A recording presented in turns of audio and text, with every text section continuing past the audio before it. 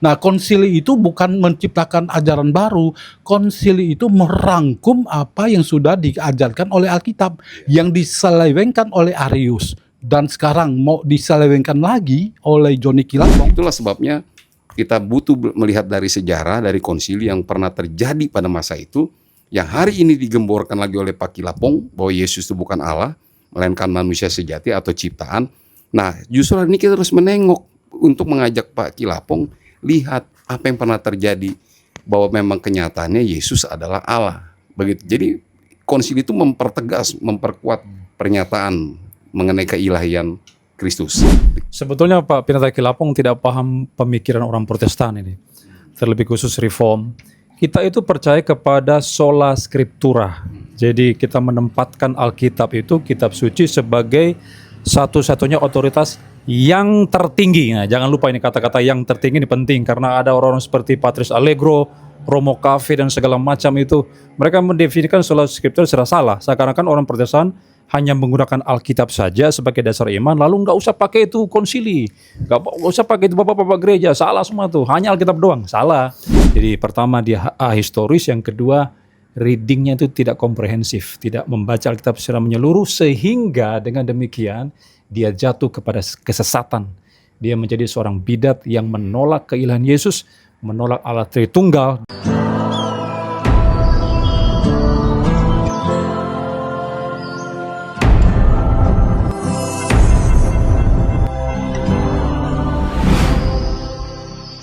Oke, lanjut keempat yang terakhir ya. Pak Johnny Kilapong bilang begini, kita harus menilai sebuah pengajaran itu berdasarkan Alkitab, tidak boleh pakai konsili. Nah, jadi kalau kita mau mengajarkan sesuatu menggunakan konsili Nisea misalnya, atau Konstantinopel, konsili Efesus, salah itu, jangan pakai konsili, harus berdasarkan Alkitab. Gimana, Mas Santo? Mengapa ada konsili? Karena ada orang yang sengaja mengacaukan ajaran yang sudah diajarkan oleh rasul-rasul. Gereja Kristen itu berdiri atas pengajaran para rasul dan para nabi. Efesus pasal 2 ayat 20. Jadi pengajaran rasul itu sudah dibacakan banyak ayat. Paulus mengatakan 2 Korintus pasal 13 ayat 13 atau ayat 14 kurung ya. Indonesia ayat 14 dalam doksologi, bahwa cinta kasih dari Tuhan Yesus Kristus, Allah Bapa, kasih dari Allah Bapa dan persekutuan Allah Roh Kudus menyertai kamu sampai selama-lamanya. Jadi sudah dikatakan bahwa Allah Bapa, Allah Anak yaitu Tuhan Yesus Kristus, dan Allah Roh Kudus itu adalah Allah yang satu, tetapi bukan satu pribadi, melainkan 3 pribadi. Jadi satu hakikat Allah, 3 pribadi ilahi. Nah, bagi Paulus yang adalah seorang yang dari monoteisme, yang lebih pintar daripada pendeta Johnny Kilapong, dia jauh lebih mengerti itu. Kenapa dia bisa memberikan formulasi itu? Demikian pula Lewi atau Rasul Matius mengatakan baptisan itu harus dalam nama Bapa itu, the Father, nama Anak itu, the Son, dan nama Roh Kudus itu, Holy Spirit. Itu jelas bahwa Rasul sudah menyatakan Allah Tritunggal. Jadi sekali lagi, justru mengapa ada konsili? Karena ada ajaran sesat. Kalau tidak ada ajaran sesat, maka tidak ada konsili. Nah, konsili itu bukan menciptakan ajaran baru. Konsili itu merangkum apa yang sudah diajarkan oleh Alkitab, yang diselewengkan oleh Arius, dan sekarang mau diselewengkan lagi oleh Johnny Kilapong. Masa sih? Jadi kita harus tahu sejarahnya. Konsili itu ada karena ada ajaran sesat. Lalu dikembalikan ajaran sesat itu berdasarkan ajaran sejati dari Alkitab, bahwa Allah kita adalah Allah Tritunggal. Demikian. Oke, bagaimana Pak Yan? Ini. Ya, karena mengapa diadakan konsili ya, khususnya yang kita soroti mengenai keilahian anak ya Pak ya. Pada waktu itu kalau kita lihat Nisea, Arius menyatakan bahwa anak lebih rendah ya Pak ya, atau tidak kekal, tidak sama kekal dengan Bapa karena dia apa tuh diciptakan oleh Allah Bapa begitu. Mungkin ini dengan kaitannya dengan debatnya Pak Kolose ya, apa prototokos itu ya. Ya, prototokos. Nah, jangan-jangan si Arius itu melihat itu Pak, dia gagal memahami prototokos itu kan. Maka dua-duanya nih antara Arius dengan jemaat pada masa itu ya Pak ya, pada gereja mula-mula itu punya dua pandangan nih, sama-sama dari Alkitab nih. Kalau Pak Kilapong bilang harus dari Alkitab, jangan ada konsili. Nah, inilah repotnya kalau kita punya dua pandangan 50-50. Yang satu bilang Yesus bukan Allah, yang satu Allah. Nah, mana yang benar? Semua dari Alkitab. Si Arius bilang ini dari Alkitab. Mungkin dia baca Kolose itu, ya kan? Yes, ya, Prototokos yang sulung dari segala ciptaan. Nah, sedangkan siapa lawannya? Athanasius ya. Athanasius itu bilang Yesus itu adalah Allah itu. Allah sejati. Nah, sehakikat. Bagaimana kalau Pak Kilapong hidup pada masa itu? Mau ikut yang mana itu? Cuma 50-50. Bahayanya kalau teks itu atau sumbernya cuma dua, berarti kemungkinan besar yang benar itu 50%, kemungkinan yang salah 50%. Nah, oleh sebab itu karena pada masa itu persebaran Kristen sudah mulai meluas, ada di berbagai daerah ya. Mungkin Pak Kilapong bisa belajar lah tuh. Waktu diadakan konsili itu siapa aja yang diundang, yang hadir gereja itu kan. Justru pada waktu itu mungkin kalau saya mencoba membayangkan mungkin ditanya lah Pak ya. Misalnya saya hari ini bertiga dengan Pak Abe. Kalau saya sama Pak Albert saja saya bertengkar, Pak, menurut saya Yesus subordinasi dari Bapa. Atau dia tidak sehakikat, bukan sama dengan di garis gitu ya, tidak sehakikat dengan Bapa. Sedangkan Pak Albert bilang enggak, Yesus sehakikat. Kita ribut nih. Yang mana yang benar? Sumbernya sama Alkitab. Nah, karena ada orang ketiga, orang keempat, kelima, mungkin ribuan orang, kita bisa tanya Pak Santo, menurut Pak Santo, waktu Pak Santo baca Alkitab atau waktu diajarkan oleh guru Pak Santo, Yesus itu Allah bukan? Pak Santo bilang Allah. Nah, udah kelihatan tuh. Saya udah kalah kan? Nah, begitu juga dengan contoh varian teks. Kalau cuma ada dua nih yang dipertahankan antara Arius dengan pernyataan Athanasius akan bingung. Tapi begitu kita lihat dari berbagai macam teks yang ada yang tersebar, mengatakan bahwa Yesus itu adalah Allah. Dia adalah Allah itu, sehakikat dengan Allah. Nah, bagaimana Pak Kilapong bisa hanya mengatakan dari Alkitab saja, sedangkan dari satu sumber aja begitu banyak orang ada penafsiran yang berbeda. Nah, bahkan ada orang yang di luar agama Kristen pun menafsirkan Alkitab seenak jidatnya begitu.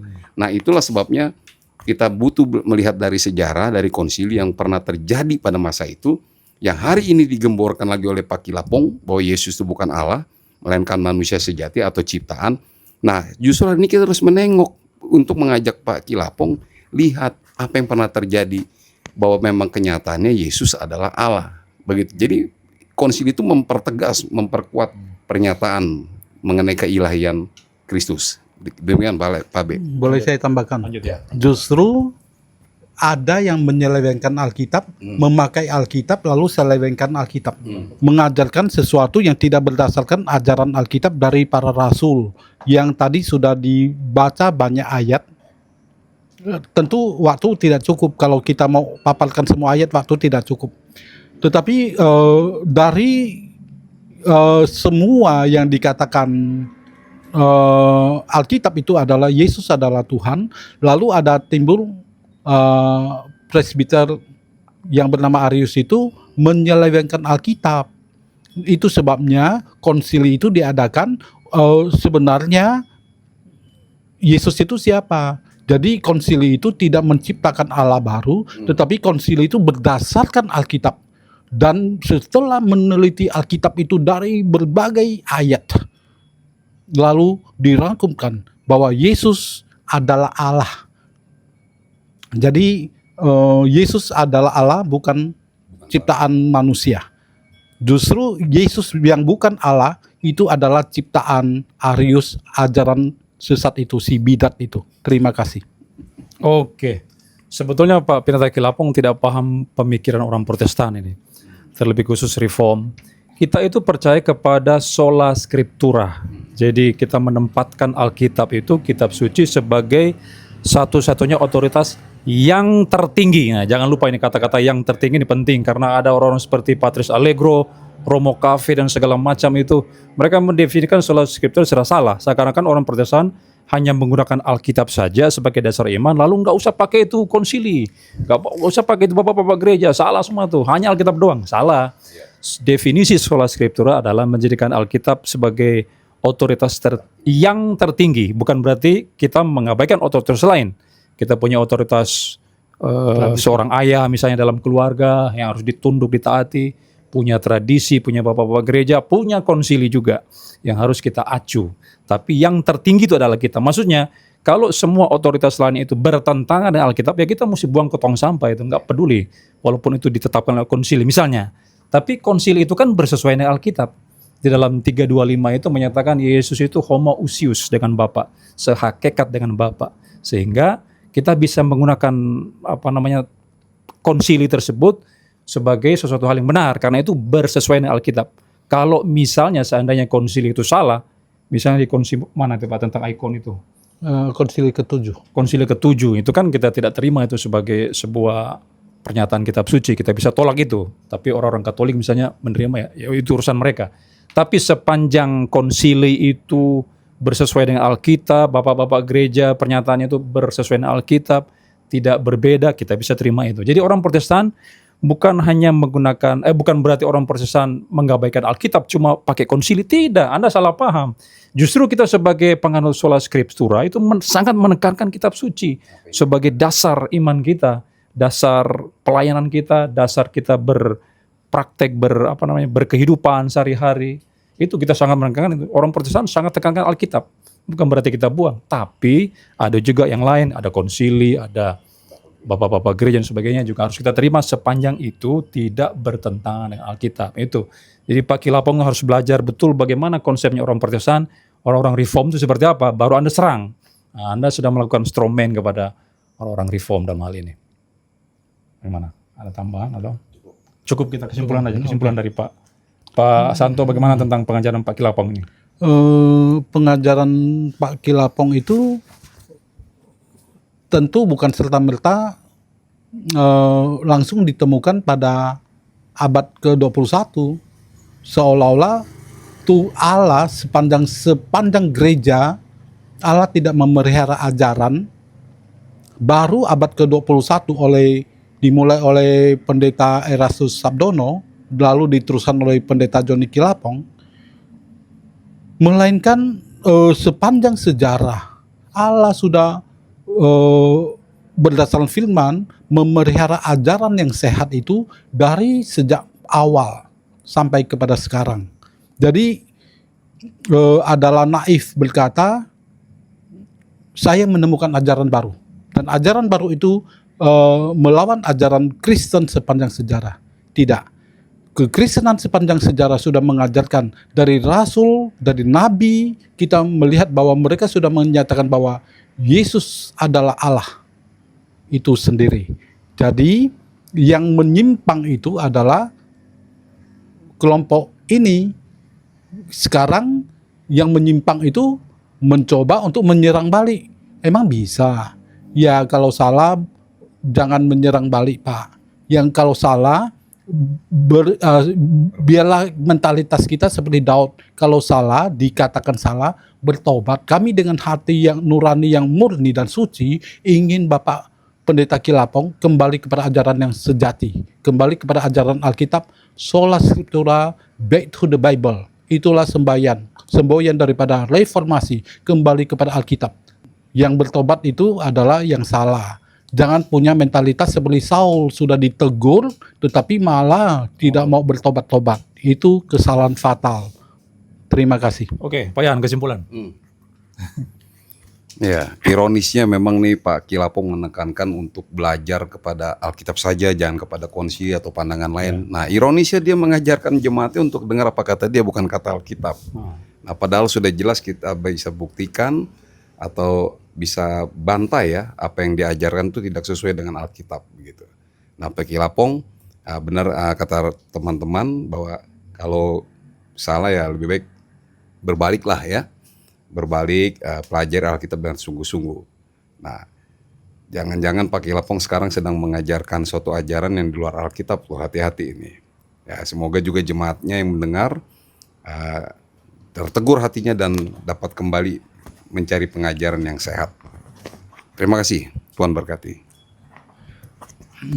Jadi untuk terakhir saya juga menyampaikan peringatan Rasul Paulus kepada jemaat Galatia, terkutuklah dia yang memberitakan Injil yang lain, Injil yang sebenarnya bukan Injil. Jadi heteros, bukan alos. Heteros, Injil yang lain, bukan alos, evangelion. Jadi Injil yang lain ini adalah yang menyimpangkan, yang mirip dengan Injil yang sejati, tetapi bagaimanapun orang yang belajar Injil sejati tahu mana lolongan serigala dan mana tahu suara gembala. Terima kasih. Oke, kalau dari saya ada dua kesimpulan. Pertama, Pak Joni Kilabang ini ahistoris. Karena apa? Karena dia mengatakan Yesus itu dinyatakan sebagai Allah dalam Konsili 325. Padahal latar belakang konsili tidak seperti itu. Konsili itu ada untuk merangkum seluruh ajaran Alkitab yang memang sudah menyatakan Yesus Allah. Jadi itu berdasarkan kitab suci. Jadi dia ahistoris. Yang kedua, saya kira readingnya Pak Kilapong ini tidak komprehensif. Dia melakukan pembacaan yang parsial. Hanya mengutip dari Taurat atau PL saja, lalu menyimpulkan Yesus bukan Allah. Nah, dia mengabaikan teks-teks lain, ayat-ayat Alkitab lain di dalam Perjanjian Baru misalnya, yang menerangkan secara jelas bahwa Yesus adalah Allah. Tritunggal memang sudah ada di PL, masih samar-samar, tapi itu lebih jelas ketika kita membaca seluruh Perjanjian Baru. Jadi pertama dia ahistoris, yang kedua readingnya itu tidak komprehensif, tidak membaca Alkitab secara menyeluruh, sehingga dengan demikian dia jatuh kepada kesesatan. Dia menjadi seorang bidat yang menolak keilahian Yesus, menolak Allah Tritunggal, dan kalau dia konsisten menolak hal itu sampai dia misalnya meninggal, waduh bahaya, seperti Pak Santo mengatakan, terkutuklah orang yang mengajarkan Injil yang lain. Itu berbahaya. Jadi kami berharap Pak Kilapong bisa segera bertobat, menerima Yesus Kristus sebagai Tuhan dan Juru Selamat kalau Anda ingin diselamatkan. Oke, demikian perbincangan kami pada malam hari ini. Semoga boleh bermanfaat bagi saudara sekalian. Tuhan Yesus memberkati. Shalom. Shalom. Oke.